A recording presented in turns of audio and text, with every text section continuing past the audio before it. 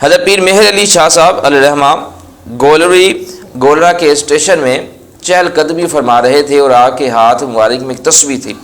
تو آپ نے ایک انگریز کو دیکھا جس کے ہاتھ میں پستول تھی، تو اس نے تمسخر کے طور پر آگ کی تسبیح مبارک کی طرف اشارہ کر کے کہنے لگا یہ کیا ہے؟